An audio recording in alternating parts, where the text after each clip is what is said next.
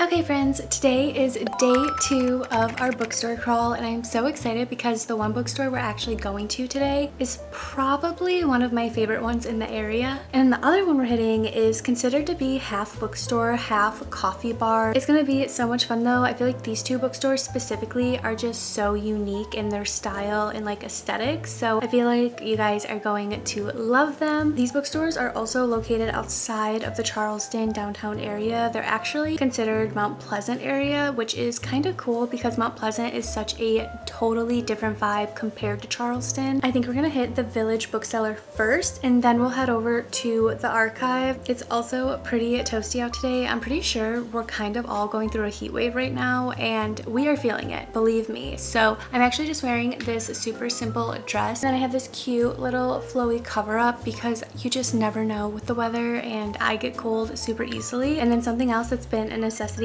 anytime Chris and I leave the house is our loop earplugs. I started using them 2 years ago though because when I'm reading I like have the hardest time concentrating if I'm not in the quietest place possible. So loop earplugs were a great solution for me. I just get distracted a lot, okay? So I love wearing these because they take all the distractions away from me. Loop earplugs was actually founded by 2 friends who just wanted to have fun at parties but look good while protecting their ears. So they came up with this perfect blend of quality, fashion, and comfort. The real magic though is Loop Earplugs features a unique acoustic filter allowing you to enjoy every beat and conversation while keeping your ears safe. My favorite Loop earplugs to wear at the moment are the Engage 2. These are really great for social gatherings, if you have noise sensitivity, if you just want to talk but you want to kind of filter out all the outside noise. I love wearing these when I go book shopping though because I feel like I can just relax and really go into my own little world while shopping for books. books. They're super durable and long lasting. They're also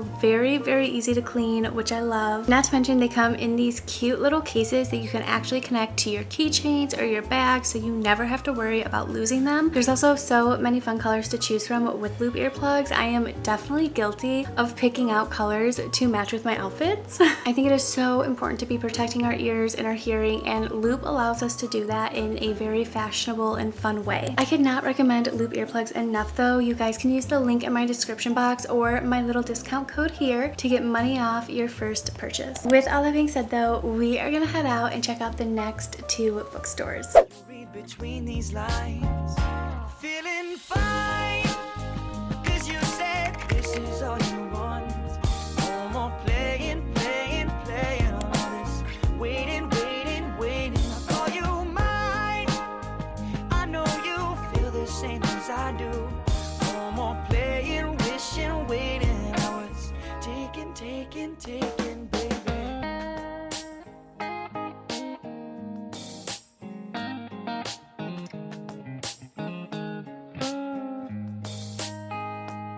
Reminiscing on the time when we first met. I was tongue-tied, stupefied. What was it that I said? Probably something foolish that didn't make much sense. But you remembered a year later when I saw you next. When I told you that I need to hold you. You said come right on over. I could not wait to show you. I cherish all your lines. And after all this time,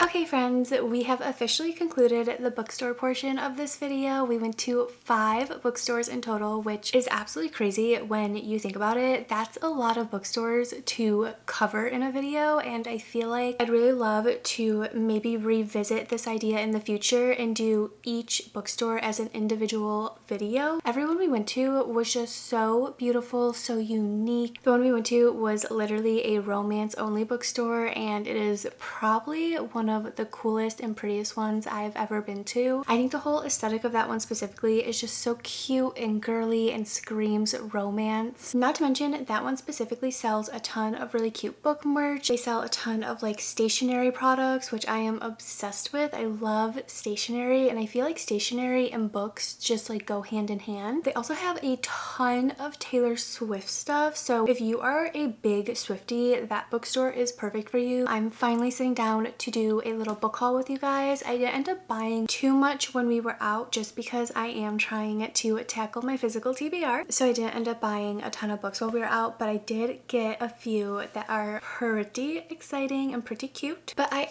also came home to one of the most exciting packages that I of course am going to share with you guys. This is a pre-order that I had ordered I think back in November or December of last year, so it's been a very, very long time coming for me to get these books and have them in my hands. I have patiently been waiting, and I'm just so excited to finally have them. We have a special edition series of Elsie Silver's Chestnut Springs, and these are by Fairy Loot. Like I said, I've been waiting so long for these books. The Chestnut Springs series is probably one of my top romance series of all time, so when I saw that Fairy Loot was doing these special editions, I immediately jumped on them because Fairy Loot just does some of the prettiest books in my opinion. But yeah, I finally got them in the mail.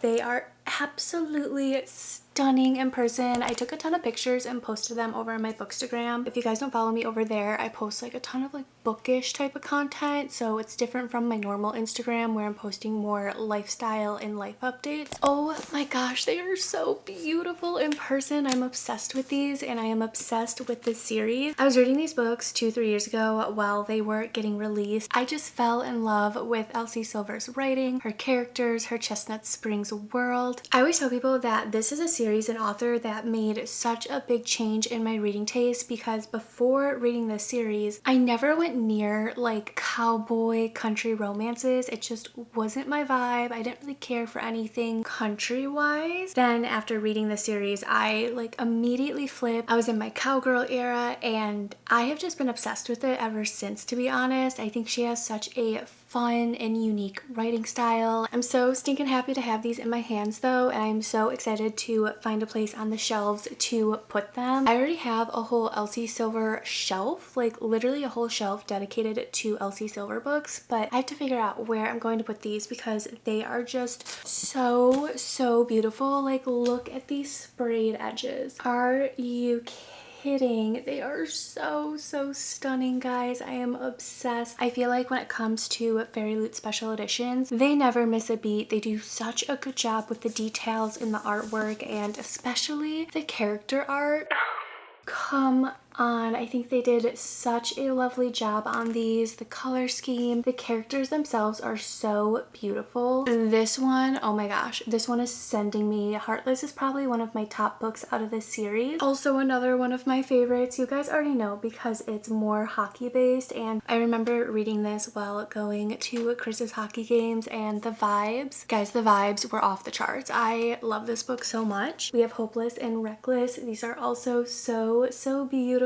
And then the hardcovers of every book are actually the houses and locations that are specific to that story. I'm so happy I finally received these, and I feel like it was perfect to receive them while filming this video because I get to share them with you. Moving on to books I actually bought at the bookstores that we visited. Of course, we have Sweeter Than Fiction. I honestly always try to get one thing when I visit there just because they have so many cute things, and they also just have so many great books that you can't even always find going to like Barnes and Noble. So I think that is really cool. The book I ended up picking up, kind of a favorite. I feel like this is a very hyped up author, hyped up universe, if I'm thinking correctly here. We have One Golden Summer by Carly Fortune. I have been in a summer reading kick, guys. I've been reading so many summer specific books lately, and I've been loving them, which if you've been around on my channel for a few years, you know that summer books specifically have never been my thing or my vibe. I don't know why, but I just don't really like them usually. And recently, I believe I read 3 summer books in a row and I was obsessed with them. Like, it was actually crazy. So I decided to pick up One Golden Summer because I have heard so many good things, not only about this book specifically, but about this author and her summer romances. So I thought it'd be really fun to give it a try, and this is actually her newest one. Our FMC in this is Alice, and when she is a teenager, she was spending summers at her nan's house on the water, and she's always been super into photography, and she actually took this picture of a boat or something when she was super young. And then fast forward to when she's a little bit older, she is a full-time working photographer. She is itching for something different. She's kind of tired of living her life behind the lens, and when her nan ends up having a little accident, Alice comes up with the perfect idea to go and stay with her while she gets better. But while Alice is staying with her nan, she ends up running into the boy who was driving that boat all those years ago, and he just happens to be a shameless flirt who makes her and her nan laugh uncontrollably. As time kind of goes on, those summer nights by the lake with Charlie start to really get to Alice, and she starts to realize that there may be so much more to life